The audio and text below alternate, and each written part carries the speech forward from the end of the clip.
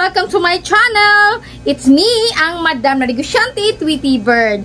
Well, for today's video guys, ay magmo-model po ako ng aking ice candy. Meron po kasing nag-comment guys na sana sa susunod ng video ay yung laman naman po ng ice candy. Kumbaga, yung loob talaga ng ice candy. So, ngayon, magmo-model po ako sa aking ice candy. So, isi-shoutout ko po yung nag-comment guys na si Madam Madel Ripuso. So, shoutout po talaga sa inyo, Madam. Magmo-model na po ako ng aking ice candy. So, sa totoo lang talaga guys, hindi na po talaga ako kumakain ng ice candy. Ano na lang, minsan-minsan na lang. Siguro, sa taon na ito, ngayon pa po ako kumain ng ice candy. Tapos nung nakaraang taon, sa 2023, hindi ko po alam kung kailan po ako huling kumain ng ice candy. So ngayon, ito po yung pinaka-first na kumain po ako ng ice candy sa 2024, o diba? So magmo-model po ako ng aking ice candy, o diba?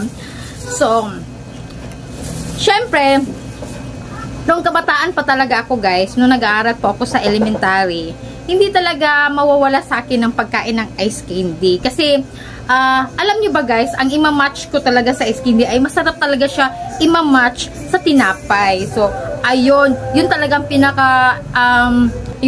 pinakagustuhan ko tuwing magre-recess. Yung magkakain po ako ng ice candy with tinapay. O, diba? Perfect! So, ngayon, magbo-model ako ng ice candy. Kaso lang, wala po akong tinapay dito, guys. Wala po akong tindang tinapay.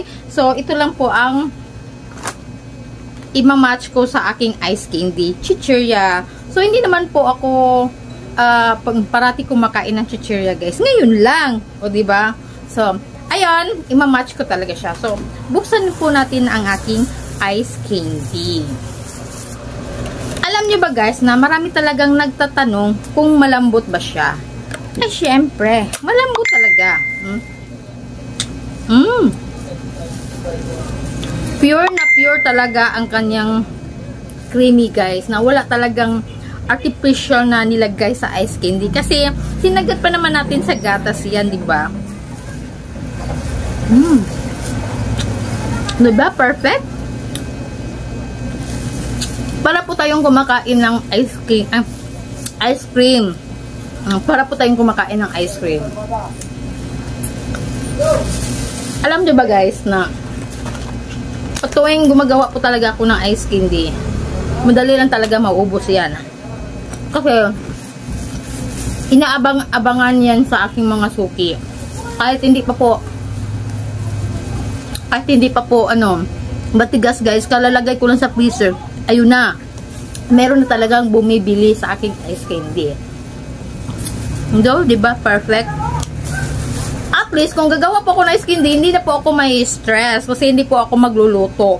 Hindi na po ako maglalagay ng cornstarch. And never naman talaga ako gumagawa ng ice candy na may cornstarch, guys. Alam niyo ba? Kasi, nakita ko yung pinsan ko gumagawa ng ice candy. Nagluluto pa ng cornstarch. So, ayun, hindi ko talaga ginaya, guys. Nag-invento talaga ako ng ice candy na hindi na po talaga ako magluluto. At, hindi ko talaga in-expect na magkiklik siya at hinahanap-hanap ng aking mga suki. Kaya dito sa tindahan, guys, hindi talaga pwede na wala po akong ice candy. Kasi, hindi lang talaga isa lang ang customer na, talaga isang customer lang ang tatanggihan kung marami sila.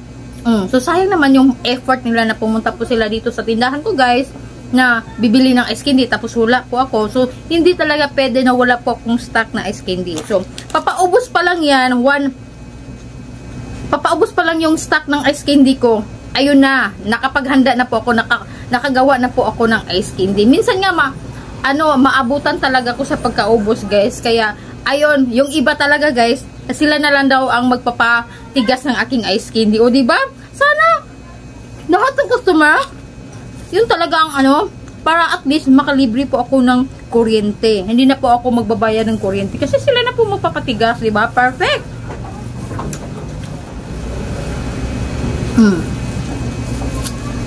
Alam niyo ba, guys, na ang pinaka mabenta talaga sa akin, yung mango float. Hinahanap-hanap talaga ng mga suki ko yan. Kasi, masarap daw yung mango fruit. Lahat naman ng flavors na ginawa ko guys ay nagugustuhan naman talaga nila. Pero kaso lang, ito lang talaga ang mango fruit ang pinaka the best para sa kanila guys. Yung lasa ng mango fruit. At isa pa, kung sabi nila na ma-creamy ba daw? Ano ba yun? Mag-a-icy ba daw? Hindi naman mag-a-icy guys. Alam nyo ba, mula unang kagat hanggang dulo, yon hindi pa rin mag-iiba ang lasa. Promise.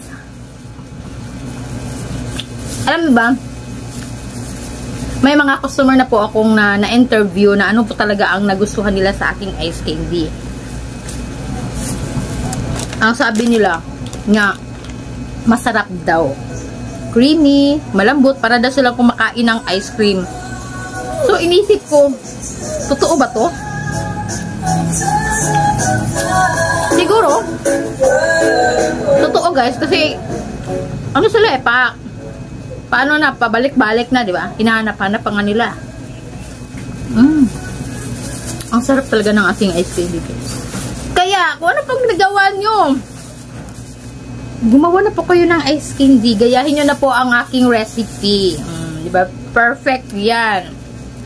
Mag heart yan ng yung mga suki nyo, mag heart talaga yan guys. Pag makatikim. Tapos yung ating mango fruit guys, hindi naman madaming mangga. Kasi mahal talagang mangga sa amin dito sa Cebu. Sa Cebu po ako guys, Bisaya po talaga ako. Ang hi nga pala sa mga kababayan ko dyan na Bisaya. So, maayong hapon sa inyong tanan. Ito po ang merienda ko. Ako lang po dito nagbabantay sa tindahan guys, pero pag ganitong oras talaga matumal guys. Kaya minsan nababagot.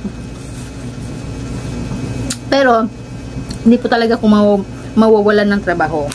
Ngayon lang parang tinamad po talaga ako. At nag-cellphone lang talaga ako purely while na nagbabantay po ako ng tindahan. Kasi, ng mga ilang araw guys, medyo busy talaga ako. Gumawa pa naman ako ng maraming ice candy.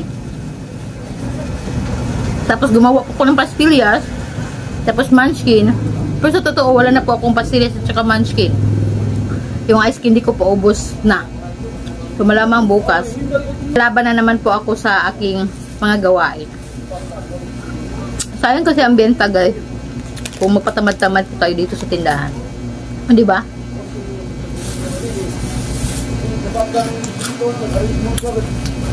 Alam niyo ba guys, yung ice candy noon, napakamura. Makabili ka na ng ice candy ni 1 piso. Pero ngayon, ang presyo nga pala ng aking ice candy guys 5 piso isa. So, presyo talaga pang masa. Na kahit bata, matanda, kung kahit anumang age, ay makaka-afford talaga ng aking ice candy. Pero mostly talaga, sa naririnig ko talaga guys 10 piso talaga yung ice candy nila. Parang ako lang talaga ang nagbebenta ng 5 piso. Promise. Nakikita ko naman talaga yung mga nagbebenta ng ice candy guys na ang benta talaga nila ay 10. Pero sa akin 5 piso lang. Dati pa talaga guys, hindi pa tumaas yung presyo niya. 5 piso lang talaga yung presyo ng ice candy ko. Tapos tumaas yung mga bilihin guys. Kasi tumaas talaga. Nagmahal yung condense, nagmahal yung iba, tapos nagmahal yung asukar, nagmahal lahat nagmahal. Tayo lang talaga siguro hindi nagmahal. Pero mahugot. Pero ang ginawa ko, hindi ko tinaasan yung presyo. So hindi ko rin inadjust yung timpla ng aking ice candy. Alam niyo ba kung anong inadjust ko guys? Yung plastic niya, yung supot niya. Yun talaga inadjust ko. Dati talaga, yung ice candy ko, ano yan, 1 3/4 by 10. Pero ngayon, 1 1/2 po ang plastic. Yung sukat ng aking plastic wrapper. Ice candy wrapper. 1 1/2 po. So, ayun. In-adjust ko talaga. Kaya noon o ngayon, wala talaga nagbago sa lasa. Yun talaga ang ice candy ko. Diba? Perfect. So, nakaubos na po ako ng 2 ice candy, guys, ha. Hindi pa naubos yung ano ko. So, Madam Repuso, shout out nga pala sa inyo. At shout out po sa lahat ng nagko-comment ng aking vlog. Salamat po sa mga lahat ng sumusuporta sa aking vlog, aking channel. Marami pa talaga akong gustong i-share sa inyo, guys. Kaso lang, maubos na po yung oras ko sa kagagawa ng ice candy, kagagawa ng munchkin, pastillas. Hindi na po ako makapag-proceed. No? Siguro kung meron na po akong katuwang dito sa tinda, ha? Maramang. Tapos na, ubos na yung ice candy ko. Napakasarap talaga yung aking ice cream. Smooth, creamy. And, alam nyo ba, guys, sa totoo lang, yung ice candy, may cornstarch man siya o wala, pag na-overstock talaga sa freezer yan, ay titigas at titigas talaga yan. So, aasahan mo talagang mag-flex talaga yan, mag-icy talaga yan. Pero, yung ice candy ko, na kalalagay lang sa freezer, guys, kahit hindi pa po matigas lahat, naging okay-okay na po yung aking ice candy, guys, ay binili na kaagad ng ating mga suki. So, kinabukasan, guys, magiging konti na lang yung mabenta ko ng ice candy. So, yung ice candy ko talaga, first night o hanggang 2 nights lang talaga ang pag-i-stay niya sa freezer. So, maganda po kasi yung ice candy na hindi po talaga na-overstay. So, katulad lang naman yan sa pag magluluto po tayo, guys, na pag na-overcook talaga ay hindi na talaga, pangit na talaga kakainin. Diba? So, yun din po ang ice candy natin. Pag na-overstay po talaga sa freezer ay pangit po talaga kakainin yan. So, expected mo talaga yan, mag-icy talaga yan. Pero, yung ice candy ko, kung tumagal man talaga sa freezer ko yan, pagkagat mo talaga yung sa ice candy ko, unang kagat hanggang dulo ay hindi talaga mag-iiba ng lasa. So, yun talaga ang ice candy ko, guys. So, that's it for today's video. Thank you for watching. Bye-bye!